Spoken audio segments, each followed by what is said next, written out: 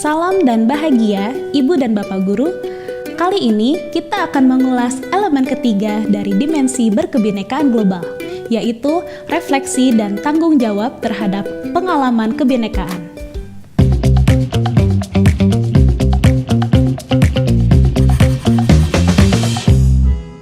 Wow, lihat! Pemain itu loncatnya tinggi sekali. Coba lihat anggota tim lainnya. Ada juga pemain yang tubuhnya pendek dan berkulit gelap. Memang dia bisa loncat setinggi temannya tadi? Dalam sebuah tim, bentuk fisik tidak harus sama loh. Coba lihat anggota tim lainnya. Oh iya, gak semua sama ya ayah. Lihat, ada yang menggunakan hijab. Bukannya untuk menjadi tim yang kompak, semua harus serba sama ya ayah. Dalam sebuah tim, setiap orang mempunyai perannya masing-masing. Setiap peran membutuhkan keterampilan yang berbeda. Sehingga, bagaimanapun bentuk fisik tubuhnya, yang penting adalah kemampuanmu untuk bermain dan bekerja sama dengan orang lain. Wah, kebetulan minggu depan ada seleksi tim sepak bola di sekolah. Berarti kita tidak boleh membeda-bedakan ya ayah. Asal mempunyai keterampilan yang baik. Bukan begitu kan ayah? Ibu dan Bapak Guru, setelah belajar tentang mengenal dan menghargai budaya dan komunikasi dan interaksi antar budaya, kita melanjutkan ke elemen berikutnya, yaitu refleksi dari semua pengalaman tersebut. Refleksi tentang keberagaman atau kebinekaan itu penting. Kebinekaan tidak boleh menjadi hambatan dalam pergaulan. Dalam video pertandingan voli tadi misalnya, bentuk fisik serta latar belakang agama atau suku setiap anggota tim berbeda. Perbedaan itu tidak menjadi penghalang karena setiap anggota tim sudah diatur perannya untuk mencapai tujuan bersama, yaitu menjadi tim yang solid dan mampu mengupayakan kemenangan.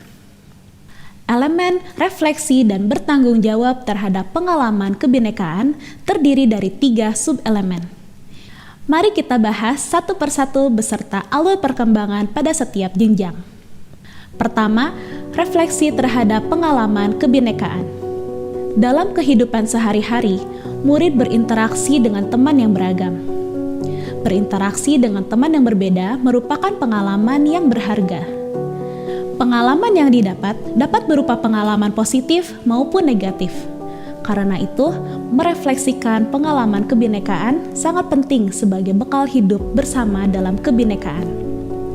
Pada jenjang PAUD, murid diharapkan dapat menunjukkan kesadaran untuk menerima teman yang berbeda budaya dengan bermain bersama. Dengan bermain bersama, murid-murid dapat berbaur dan berinteraksi dengan temannya yang berbeda latar belakangnya.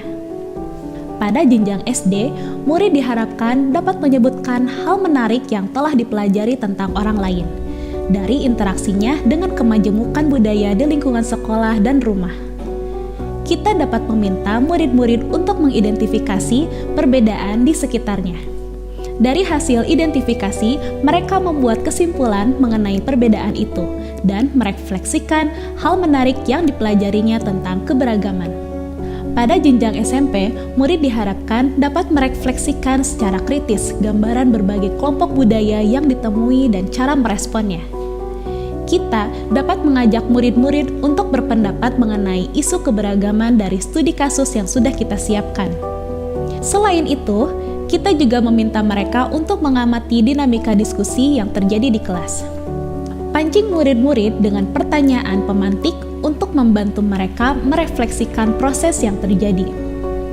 Pada jenjang SMA, murid diharapkan dapat merefleksikan secara kritis dampak dari pengalaman hidup di lingkungan yang beragam terkait dengan perilaku, kepercayaan, serta tindakannya terhadap orang lain. Kita dapat mengajak murid-murid untuk merefleksikan pengalamannya yang paling berkesan saat bertemu dengan orang atau kelompok yang berbeda. Kita memandu proses refleksi dengan pertanyaan, apa makna yang kamu rasakan saat berada dalam sebuah keberagaman? Dari jawaban yang disampaikan murid-murid, kita dapat memberikan bimbingan bahwa dalam konteks kebinekaan, perbedaan yang dijumpai merupakan hal yang wajar. Perbedaan atau keberagaman justru membawa warna tersendiri dalam kehidupan. Nah, Melalui refleksi pengalaman kebinekaan, murid-murid dapat menghilangkan stereotip dan prasangka serta menyelaraskan perbedaan budaya. Inilah dua subelemen selanjutnya. Dua subelemen ini berkaitan dengan kemampuan murid untuk bernalar kritis.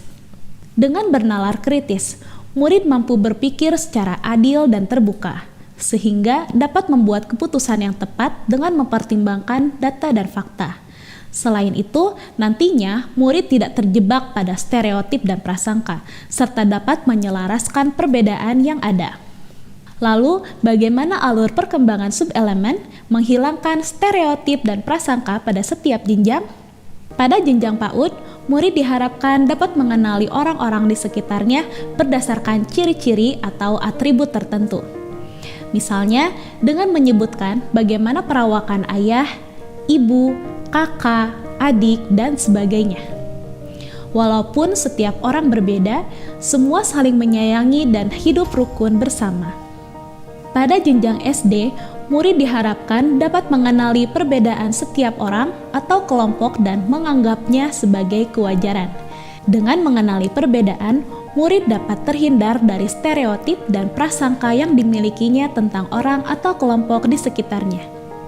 Pada jenjang SMP, murid diharapkan dapat mengkonfirmasi, mengklarifikasi, dan menunjukkan sikap menolak stereotip serta prasangka tentang gambaran identitas kelompok dan suku bangsa.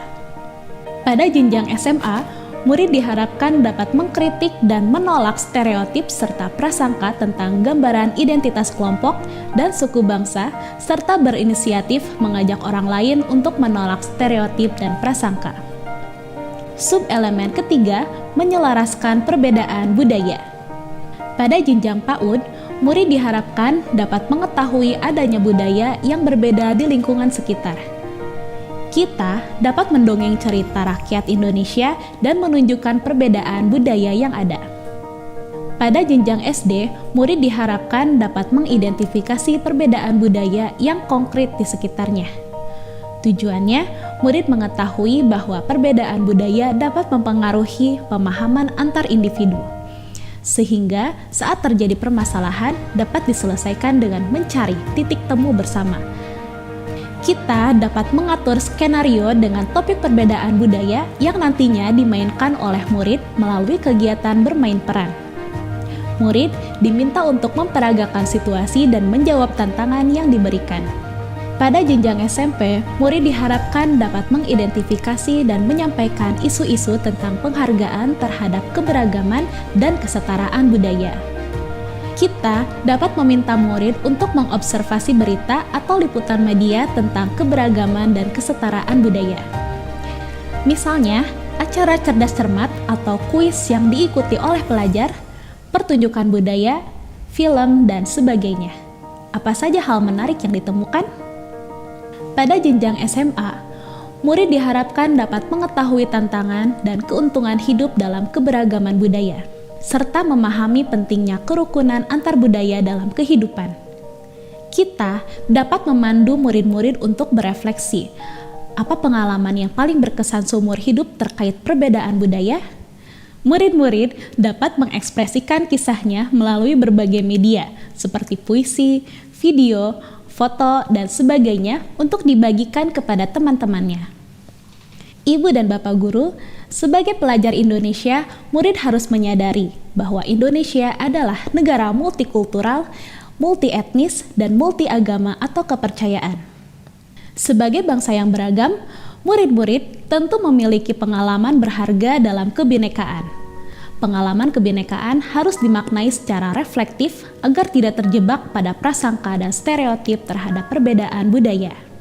Selain itu, diperlukan sikap empati, di mana kita menghargai keunikan atau perbedaan setiap orang.